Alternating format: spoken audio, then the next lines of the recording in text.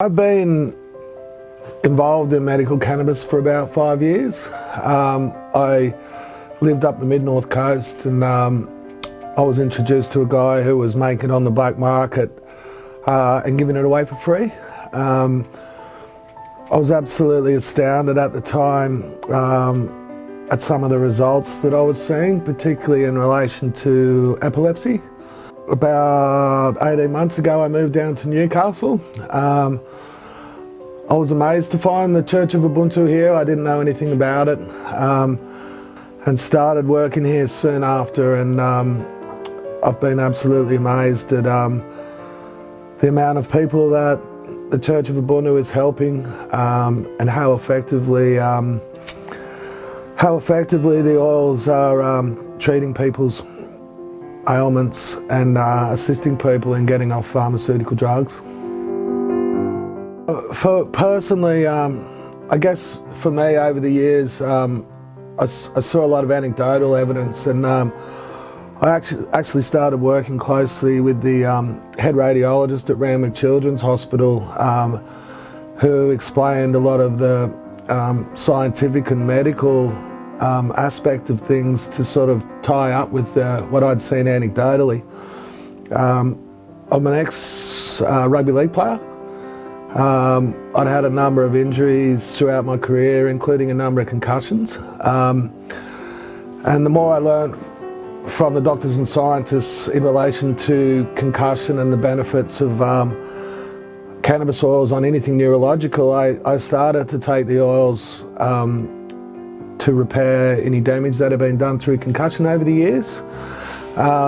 Certainly, I wasn't suffering any negative symptoms. It's more about preventing issues down the track and healing any damage that was in the brain. What amazed me and what I wasn't really expecting was the other benefits that I had to my body. I've had 2 snapped Achilles heels, 2 knee reconstructions, broken jaws, shoulder blades, you name it. And I very much got used to living with pain on a daily basis. I hadn't walked down the stairs properly in 15 years. And when I started taking the CBD oil for my brain, I actually really noticed that I was getting massive benefits from the anti-inflammatory properties. Sometimes the effects of CBD can be fairly subtle early on, and I was sort of keeping an eye on if things were changing, and one day after about 2 weeks I realised that I was walking down the stairs properly, and at that point I started to think, oh, something's happening here. So I was taking the CBD regularly and taking the THC oil for pain, which I found really effective. If I went for a walk or did some training and I came back and my Achilles were hurting, I have a shot of the THC oil, I have a shower, and by the time I get out of the shower, I'm not in pain anymore. So yeah, it sort of blew me away, for want of a better explanation. And you know, a year after taking the CBD oil consistently, I have absolutely no pain in any of my joints, elbows, knees, jaw. I never thought I'd say that. So yeah, I guess that's my own personal experience, and now being involved in rugby league over the years and understanding the long-term impacts of playing such a physical game. Since then, I've been, you know, dealing with ex-players, current players who are suffering from the same issues, and now getting the exact same benefits to what I'm getting. So yeah, there's a lot of education still to be done particularly around professional sport. Interestingly, the World Doping Organisation, WADA, approved CBD for professional athletes in 2017.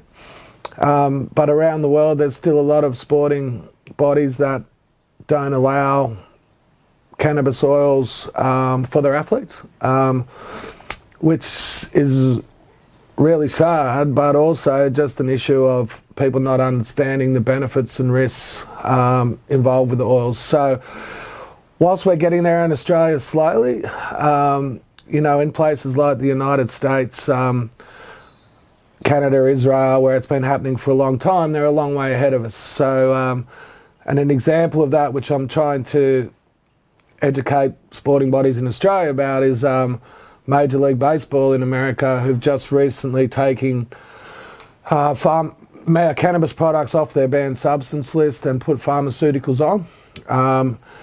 Essentially with the reason that the evidence and research is now in that the cannabis oils are helping players recover, and the pharmaceuticals are making them commit suicide in hotel rooms.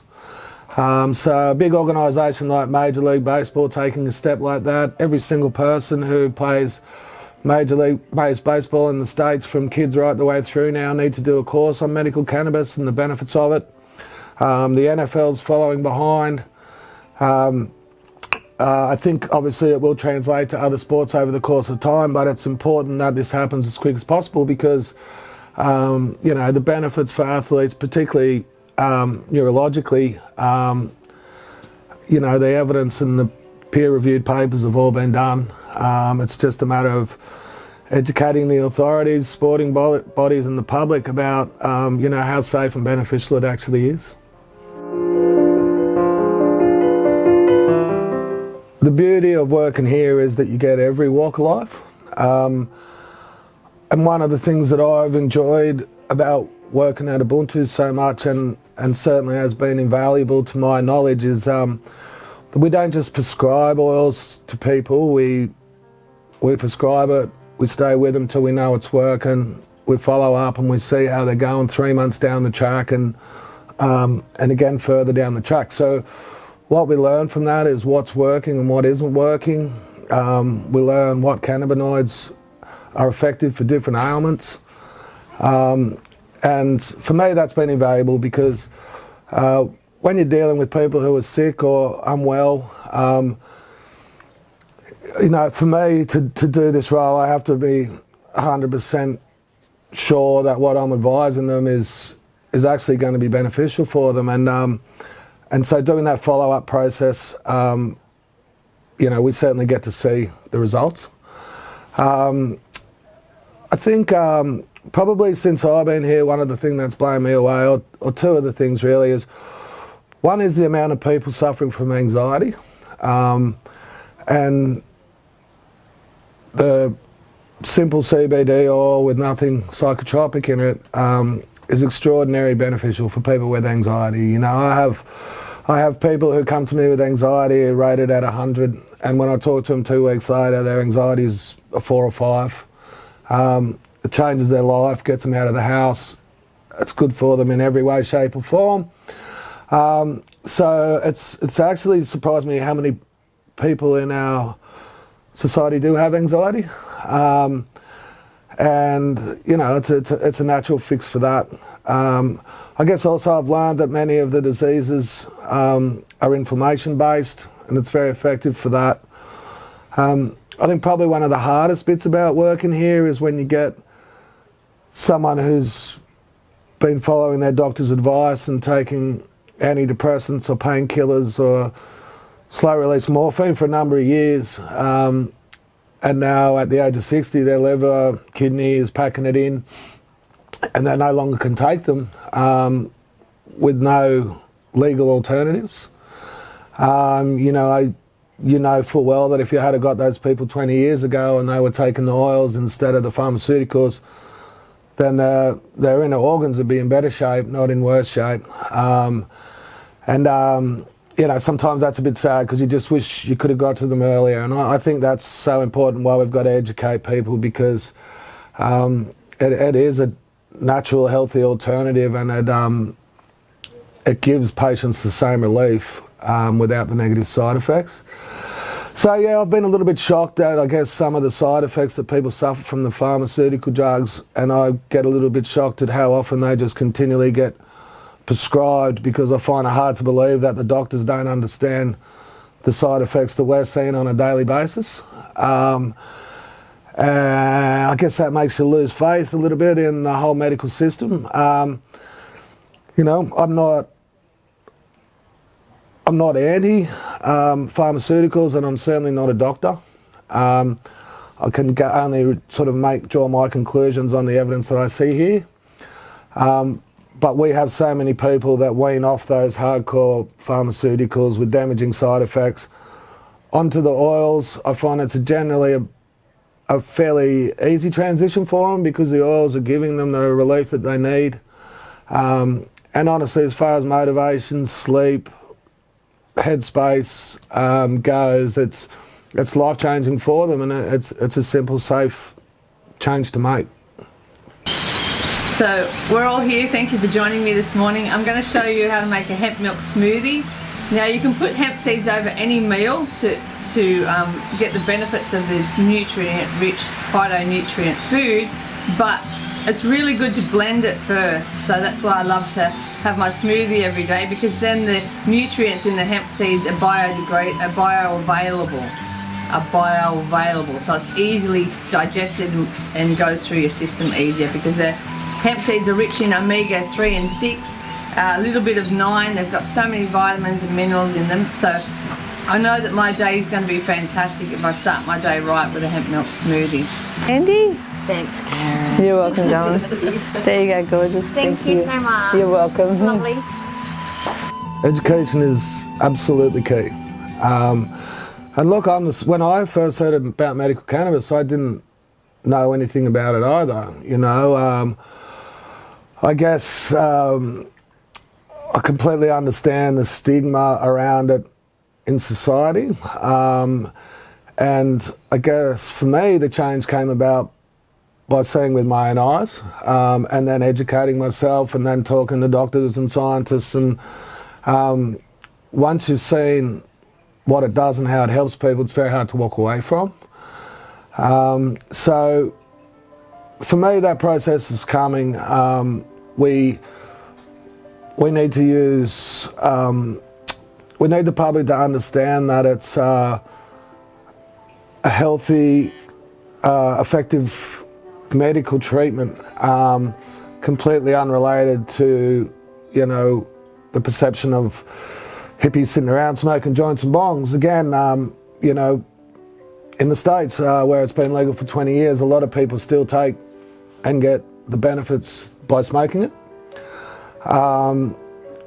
Ideally, for me, edibles and oils are a much more effective way of doing it, and a much healthier way of doing it. As I say, in the States now, you have CBD oil in Powerade and Gatorade. When you go to the shop, you buy it in vending machines at sporting grounds. You know, so I guess the frustrating thing for me is that all the evidence for people to educate themselves is there already. The scientific studies, the university studies are all done. So it's a matter of bringing that to people's attention. And I think that's starting to happen in Australia, certainly over the last 12 months. There's a lot more in the media about it, and there's a lot more people coming forward and speaking about the benefits that they've had from it. So yeah, I guess it's a work in progress. It would be fantastic if it can be sped up, but at the moment, you know, places like Ubuntu have been fighting that battle for a number of years now, and you know, as long as they're allowed to continue to do it, you know, we've got a situation in Australia where we can avoid the pharmaceutical crises that we're seeing overseas. Although we're not untouched by it ourselves, we're still in a position, if we move and educate fast enough, that we can avoid that. And I'm hoping that